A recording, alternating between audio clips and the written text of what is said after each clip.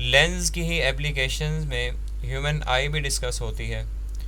जो ह्यूमन आई की वर्किंग है, इसमें भी इमेज फॉर्म हो रहा है। जैसे हमने कैमरे से इमेज फॉर्म कराया है, उसकी रे डायग्राम पड़ी है, बिल्कुल इसी तरह हमारी आई से भी इमेज फॉर्म होते हैं।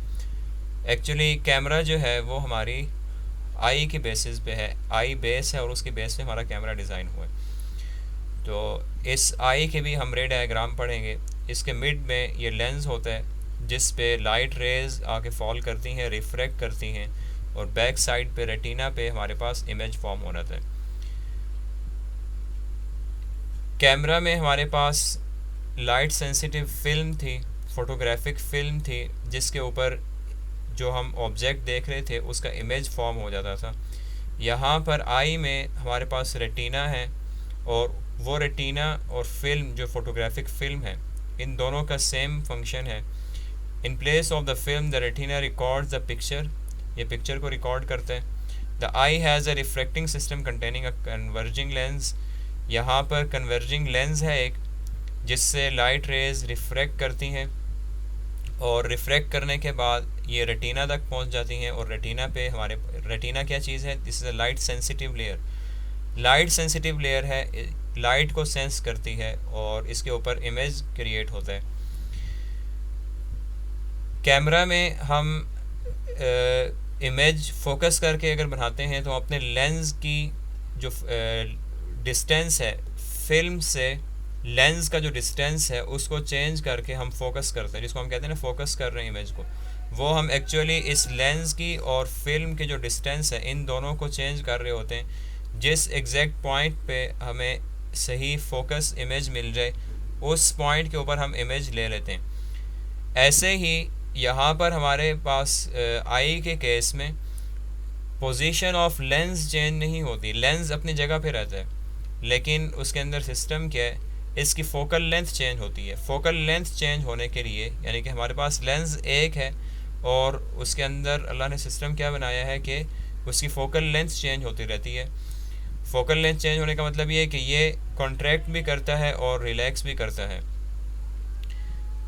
The lens changes focal length. इस तरीके से हम डिस्टेंट ऑब्जेक्ट्स को भी देख सकते हैं और जो हमारे नियर ऑब्जेक्ट्स होते हैं हम उनको भी देख सकते हैं। वैसे जो हम आर्टिफिशियल लेंसेज यूज़ करते हैं उसमें क्या है, या जितने भी हम इमेज क्रिएट करवा रहे हैं लेंसेज को यूज़ करते हुए, अगर हम डिस्टेंट ऑब्जेक्ट का कोई इमेज क्रिएट कराना चाहते हैं तो हमारे पास अलग इंस्ट्रूमेंट है। अगर हम नियर ऑब्जेक्ट और स्मॉल ऑब्जेक्ट है उसको मैग्नीफाइड देखना चाहते हैं तो उसके लिए अलग इंस्ट्रूमेंट है। एक ही इंस्ट्रूमेंट दोनों काम नहीं कर रहा, क्योंकि फोकल लेंथ हमें डिफरेंट चाहिए होती है। लेकिन हमारी आई में जो हमारा लेंस है, इसकी वेरिएबल फोकल लेंथ है। फोकल लेंथ चेंज होने के साथ साथ हमारा इमेज जो है डिस्टेंट ऑब्जेक्ट का भी और नियर ऑब्जेक्ट्स का भी इजीली क्रिएट हो सकते हैं। Light इंटर्स the I through a transparent membrane called the cornea. हमारी आई में जो लाइट इंटर हो रही होती है वो बिल्कुल फ्रंट पे एक मेम्ब्रेन है जिसको कॉर्निया कहते हैं, उससे इंटर होती है। The iris is a coloured portion. हमारी आँख का जो कलर्ड पोर्शन है उसका नाम है iris of the I and controls the amount of light. उसका फंक्शन क्या है, वो अमाउंट ऑफ लाइट को कंट्रोल करते हैं। एक तो लाइट इंटर हो रही है कॉर्निया से, दूसरा आइरिस उसकी अमाउंट को कंट्रोल कर रहा है। कंट्रोल करके कहाँ तक पहुँचा रहा है, रीचिंग द रेटिना। जो लाइट रेज रेटिना तक पहुँच रही हैं, बैक साइड पे जो फिल्म है जिस पे इमेज क्रिएट होना है, उस तक कंट्रोल्ड अमाउंट लाइट रेज की आइरिस पहुँचा रहा है। It has an opening at its centre called the प्यूपिल। इस आइरिस के ऊपर या कॉर्निया के ऊपर एक स्मॉल ओपनिंग है जिसको हम प्यूपिल कहते हैं। The iris control the size, इसके साइज़ को कंट्रोल करता है। अब ये कंट्रोल कैसे कर रहा है, अगर ब्राइट लाइट है, रोशनी ज़्यादा है, iris contracts the size of the प्यूपिल while in dim light प्यूपिल is enlarged. ये कॉन्ट्रैक्ट और इनलार्ज होना, ये एक्चुअली फोकल लेंथ चेंज हो रही होती है। हमने इस चीज़ को देख लिया था कि फोकल लेंथ चेंज होने से हमारे लेंस का जो कर्वेचर है, जो उसकी कर्व सरफेस है, उसके अंदर कर्व भी चेंज हो रहा होता है। तो अगर ये लाइट की अमाउंट को कंट्रोल कर रहा है तो उसके साथ साथ हमारा लेंस जो है वो कॉन्ट्रैक्ट और रिलैक्स भी कर रहा है और फोकल लेंथ चेंज हो रही है. The lens of the eye is flexible and accommodates objects over wide range of distances. इसी रीज़न की वजह से इस फ्लेक्सिबल या फिर वेरिएबल फोकल लेंथ की वजह से हम वाइड रेंज ऑफ डिस्टेंसेस से ऑब्जेक्ट्स को इजीली देख सकते हैं. इसमें ये जो टॉपिक है ह्यूमन आई वाला, ज़्यादातर तो इसकी रे डायग्राम का चांस होता है आने का, लेकिन ये जितने हमारे हाईलाइटेड पॉइंट्स मैंने किए हुए, इसमें से एमसीक्यू में या शॉर्ट क्वेश्चन के लिए भी चांस होता है कि किसी भी फंक्शन किसी भी ऑर्गन का फंक्शन पूछ लिया जाए कि वो कैसे वर्कआउट कर रहे हैं, तो वो भी हमें पता होना चाहिए. अब डिस्टेंट ऑब्जेक्ट्स या नियर ऑब्जेक्ट्स को आई कैसे अकोमोडेट करती है, उसका जो लेंस है वो कैसे वर्कआउट करता है. अगर फिगर में हम इसके पार्ट्स को देखें आइज़ के, ये एक ऑब्जेक्ट्स है जिससे ये पैरेलल लाइट रेज आ रही हैं या जिस भी डायरेक्शन में आ रही हैं, ये फॉल कर रही हैं कॉर्निया पे, और उसके साथ ये आयरिस है जो हमारी लाइट रे की इंटेंसिटी को, उसकी अमाउंट को कंट्रोल करता है. उसके बाद लेंस है, लेंस पे फॉल होने के बाद ये बैक साइड पे रेटिना तक पहुंच गई है जहाँ पे हमारा इमेज क्रिएट होगा.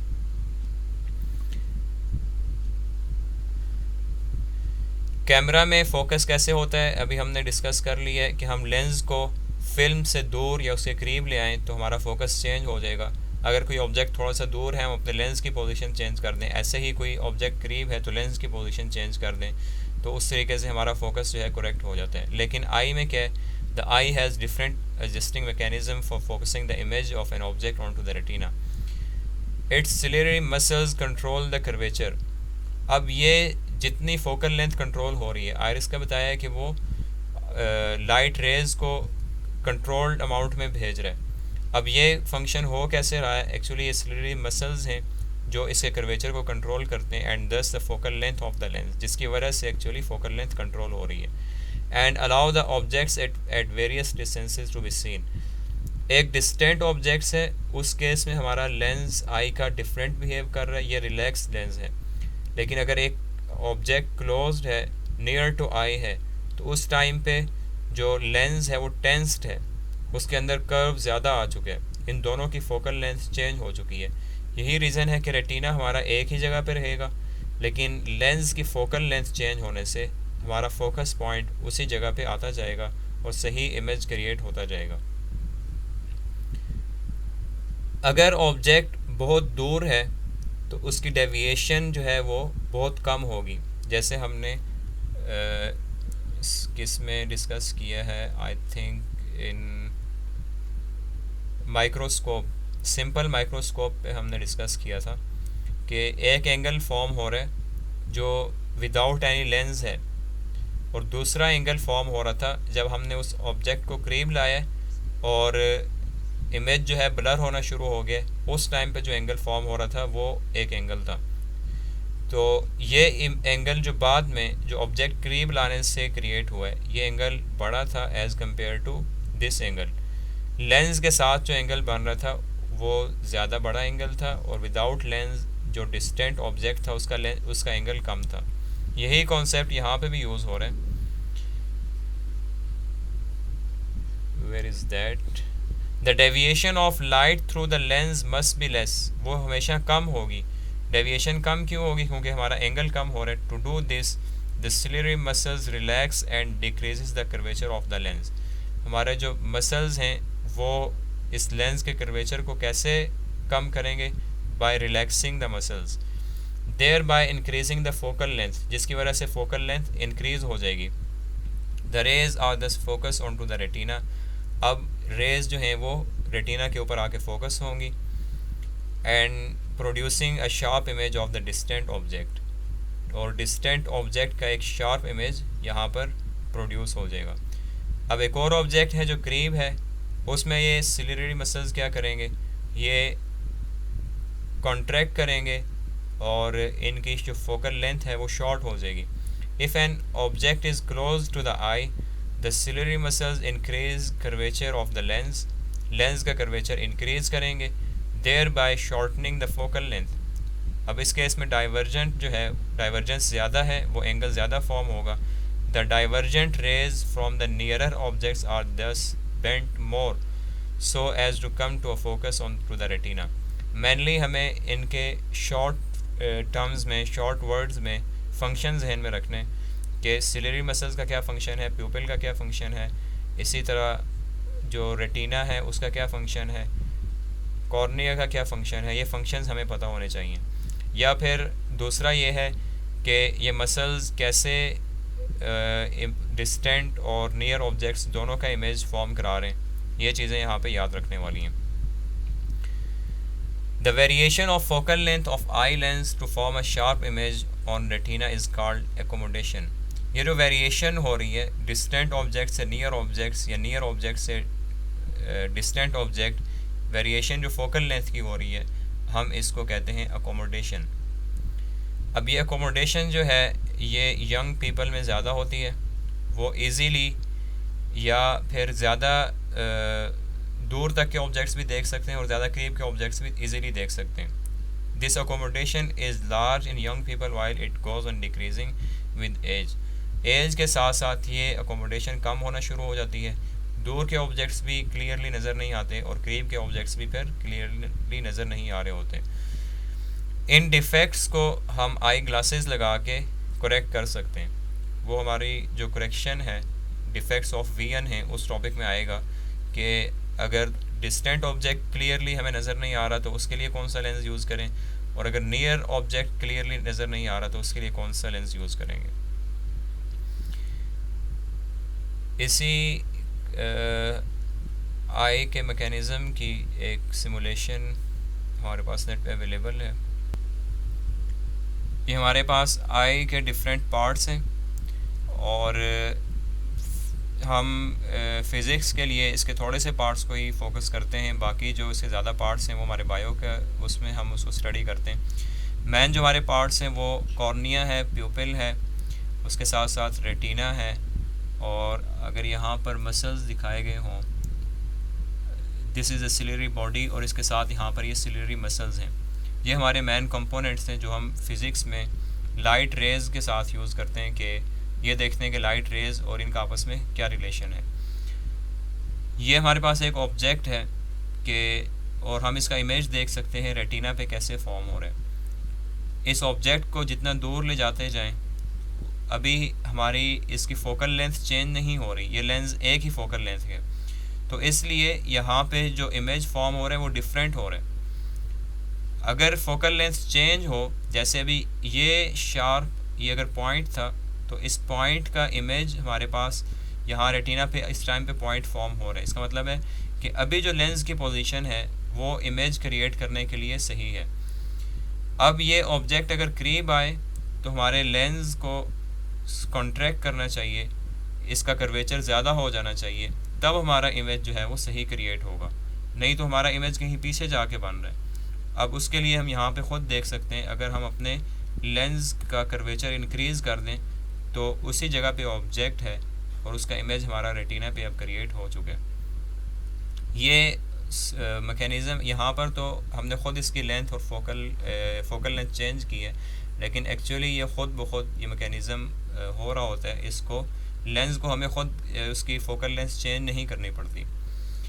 ऐसे ही ऑब्जेक्ट अगर और करीब आ रहा है तो हमारे पास जो इसका कर्वेचर है लेंस का वो और ज़्यादा हो जाएगा, तो इसका शार्प इमेज रेटिना के ऊपर इजीली बन जाएगा।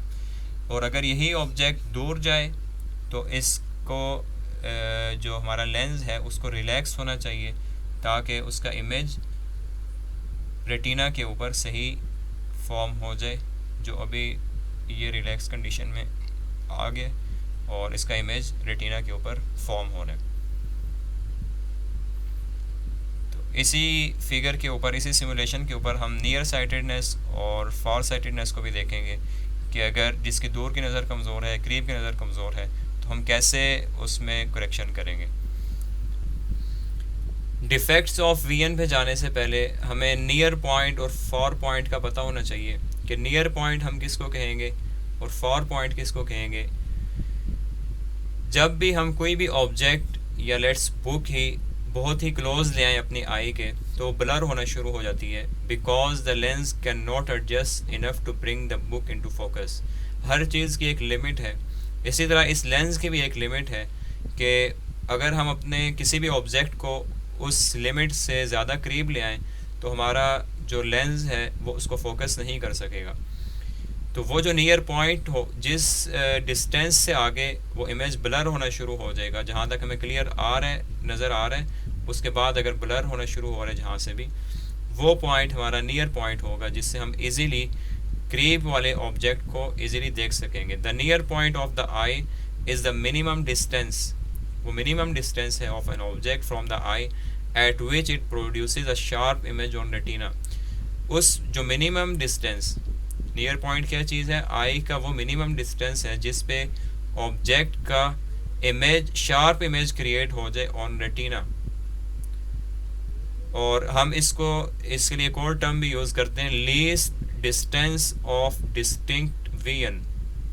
Least distance, minimum distance, distinct vision, जिस पे हम इजीली ऑब्जेक्ट्स को डिस्टिंक्ट कर सकते हैं, ऑब्जेक्ट्स ब्लर नहीं हो जाते, उसको हम नियर पॉइंट भी कहते हैं या फिर least distance of distinct vision. वो कितना है ये भी एज के साथ वेरी करता है। जो नॉर्मल हम लेते हैं, नॉर्मल विजन या जो यंग पीपल हैं उनका ये लीस्ट डिस्टेंस कितना है, नियर पॉइंट कितना है, इट इज़ 25 सेंटीमीटर। 25 सेंटीमीटर के डिस्टेंस से ईज़िली कोई भी ऑब्जेक्ट हम उसको विदाउट ब्लर देख सकते हैं। और इससे अगर डिस्टेंस कम या ज़्यादा हो, इससे डिस्टेंस अगर कम कर दें तो ऑब्जेक्ट, जो भी ऑब्जेक्ट है या बुक ही है उस पर टेक्स्ट है, वो हमें ब्लर नज़र आएगा। और ये वेरी होता रहता है विद एज। 40 इयर्स की एज तक ये अबाउट 50 सेंटीमीटर हो सकता है। इसका मतलब ये है कि 50 सेंटीमीटर से करीब अगर ऑब्जेक्ट ले आएंगे तो जिनकी एज 40 तक पहुंच चुकी है, उनकी आई साइड में कुछ डिफेक्ट्स आ चुके हैं, तो 50 सेंटीमीटर से कम डिस्टेंस पे भी उनको इजीली नज़र नहीं आएगा। इसका मतलब है उनकी आई साइड में डिफेक्ट आ चुके हैं।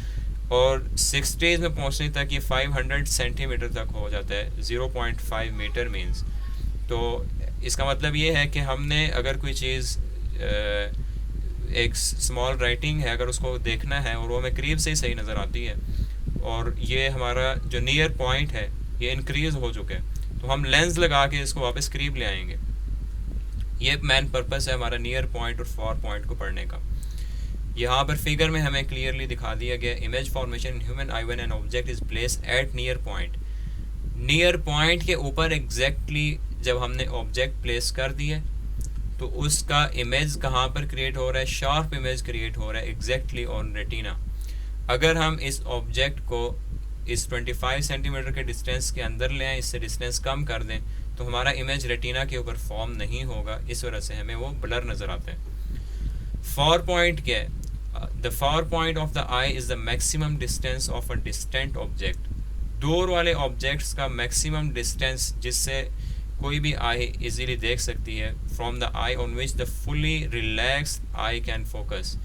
फुली रिलैक्स्ड आई, ये हमारी रिलैक्स्ड आई थी, और ये फुली रिलैक्स्ड हो और हमारी आई किसी भी ऑब्जेक्ट को, डिस्टेंट ऑब्जेक्ट को फोकस कर सके, वो हमारे लिए फार पॉइंट है। फार पॉइंट नॉर्मल क्या है, ये वेरी फार अवे है, बहुत दूर है। और जिस तरह हम प्लैनेट्स और स्टार्स को भी देख सकते हैं, दस has a far point located at infinity. जो नॉर्मल आई साइड का फार पॉइंट है वो इन्फिनिटी है, लेकिन इन्फिनिटी तक हम नहीं देख सकते। तो इसका मतलब ये है कि majority of people not have normal eyes in this sense. इस सेंस में तो किसी की भी आई फिर नॉर्मल नहीं है, क्योंकि इन्फिनिटी पे कोई नहीं देख सकता। लेकिन इतना हम कह सकते हैं कि ये बहुत दूर है, हम इसको वैल्यू के साथ फिक्स नहीं कर सकते कि फार पॉइंट हमारा कितना है। तो इसी तरह अगर किसी को दूर का ऑब्जेक्ट क्लियरली नज़र नहीं आ रहा तो हम उसके लिए भी आई ग्लासेस यूज़ करते हैं, या फिर अगर बहुत ही दूर के ऑब्जेक्ट्स, डिस्टेंट ऑब्जेक्ट्स हमने देखने क्लियरली, तो उसके लिए हम इंस्ट्रूमेंट्स यूज़ करते हैं, जैसे अभी हमने आज ही टेलीस्कोप को डिस्कस किया। तो ये दो चीज़ें हैं, near point and far point. Discuss करने का मेन पर्पज़ ये है कि हम इसके बेसिस पे जो डिफेक्ट्स हैं वीएन के, जो हमारा नेक्स्ट टॉपिक होगा, उनको एक्सप्लेन करेंगे और कैसे उनकी करेक्शन की जाएगी, इनको हम देखेंगे थ्रू रे डायग्राम।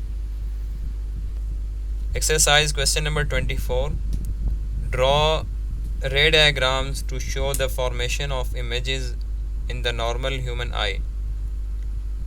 इमेज फॉर्मेशन की रे डायग्राम हमने बनानी है और वही आज के टॉपिक में डिस्कस हुई है. तो आपका क्वेश्चन नंबर 24 भी होमवर्क है. And conceptual question number 10, why do we use reflecting telescope with large objective lens of large focal length. ये भी हमने टॉपिक के स्टार्ट में डिस्कस किया है कि लार्ज फोकल लेंथ वाला हम ऑब्जेक्टिव लेंस क्यों यूज़ करते हैं, ताकि हम इजीली डिस्टेंट ऑब्जेक्ट्स का कंप्लीट व्यू ले सकें. That's the reason.